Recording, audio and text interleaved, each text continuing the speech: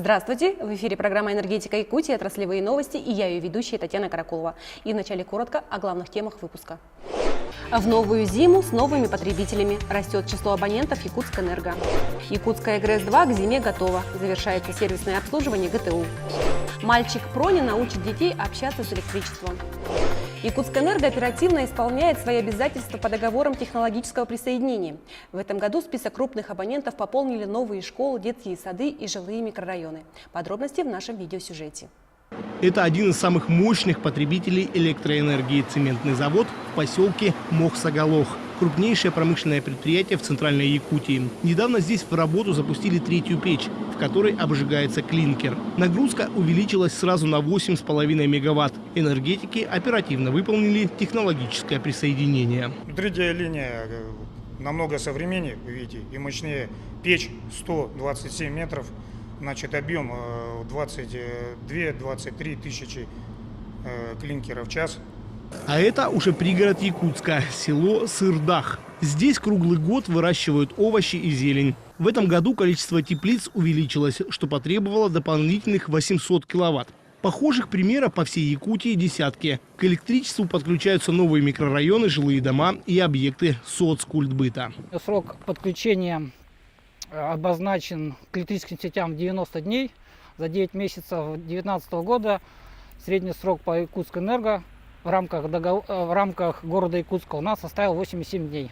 Особое внимание уделяется объектам, строящимся по линии государственно-частного партнерства. 1 сентября в Якутске распахнули двери сразу две крупные новые школы. Номер 6 на ДСК и 35-я в центре города. По договорам, которые были реализованы за 17, 18, 19 год, было подключено к электрическим сетям 5 детских садов, 5 школ, библиотека с центром детского творчества и дом культуры, который вот имени Гагарина, который в аэропорту сейчас новое строится. Кроме того, практически ежедневно подключаются новые жилые дома. Семья Заравняевых из Берди-Гестяха переехала в частное подворье, куда в первую очередь провели электроэнергию. А в пригороде Якутска появился целый микрорайон – Северный, где обрели свой уют многодетные семьи.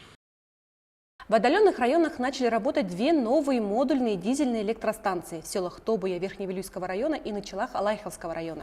Еще две готовятся к запуску в начале следующего года. В Андрюшкино Нижнеколымского района и крупная станция в районном центре Оленек.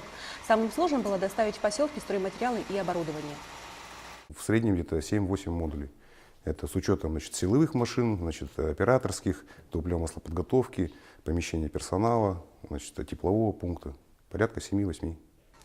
Модульные электростанции построены в производственном центре Сахаэнерго. Они экономичны и надежны, что очень важно для отдаленных поселков. Теплоэнергосервис завершил масштабную реконструкцию оборудования на центральной котельной в Алданском районе. Работа проводилась в 2 этапа за счет средств инвестиционной программы общества. В 2018 году отремонтировали первый котел, а на втором этапе этим летом реконструкция проводилась на втором и третьем котлоагрегатах. Финансовая составляющая проекта более 30 миллионов рублей.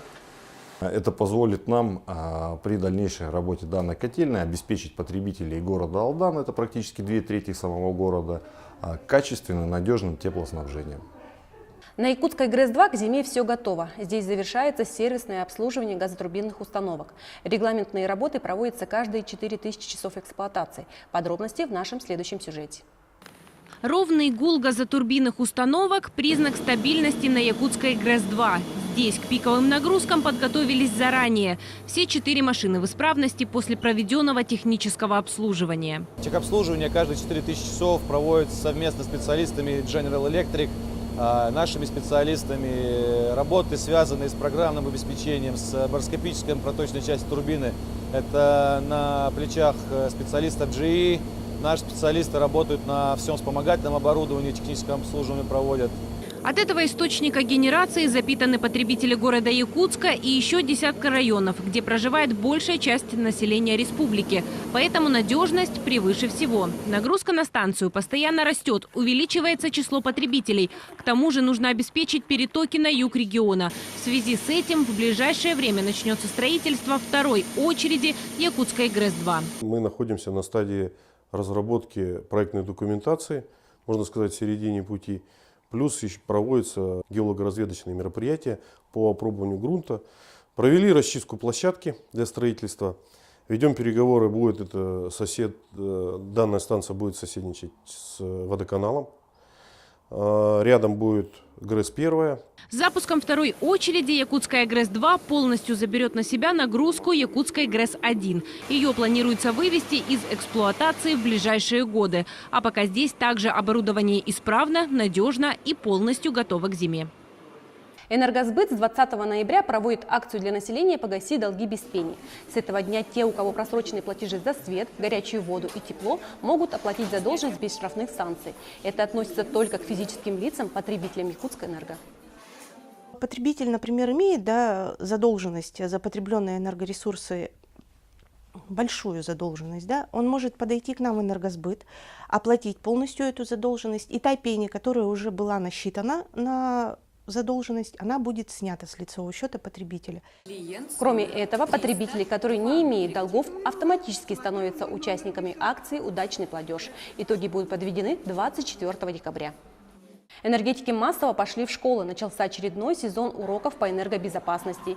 Детям в доступной форме объясняют, что такое электричество и чем оно опасно. Новинка этого учебного года – ростовая кукла «Мальчик Прони». Ее энергетики изготовили для того, чтобы сделать уроки интересными и запоминающимися. Уроки безопасности проводятся регулярно проводятся. У нас имеются стенды, у нас имеется пособие, как все высчитывать и так далее, начиная с начальной школы. Всего в осенний цикл уроков по энергобезопасности и профориентации будет охвачено более 40 тысяч детей. Мероприятие проходит во всех школах Якутии. Якутскэнерго приняла участие в благотворительной акции «Книжки в подарок». Она прошла в Международный день слепых. В Республиканской библиотеке для слепых и воспитанникам специализированного детского сада были подарены комплекты тактильных книг. Они выпущены фондом «Иллюстрированные книжки для маленьких слепых детей» при финансовой поддержке Росгидро. Такие издания не поступают в продажу и распространяются только бесплатно и адресно. Эти замечательные книжки, я очень надеюсь, помогут деткам, которые ходят в эту библиотеку, деткам с проблемами зрения, узнавать мир, понимать, как он ярок и интересен. Якутскэнерго участвует в акции «Книжки в подарок» второй год. На водохранилище Якутской ТЭЦ снова на зимовку остались утки. По всей видимости, не отбились от стаи. Чтобы пернатым было легче перенести суровые морозы, работники станции соорудили домики. Мы посовещались всем коллективом, поговорили, и ребята сказали, что да, почему нет, и с радостью откликнулись на это все, и мы просто решили сделать им домик. Работники Якутской ТЭЦ будут заботиться об утках до самой весны, наблюдать за ними и ежедневно подкармливать. На сегодня у меня все новости. До встречи в следующем эфире программы «Энергетика Якутии».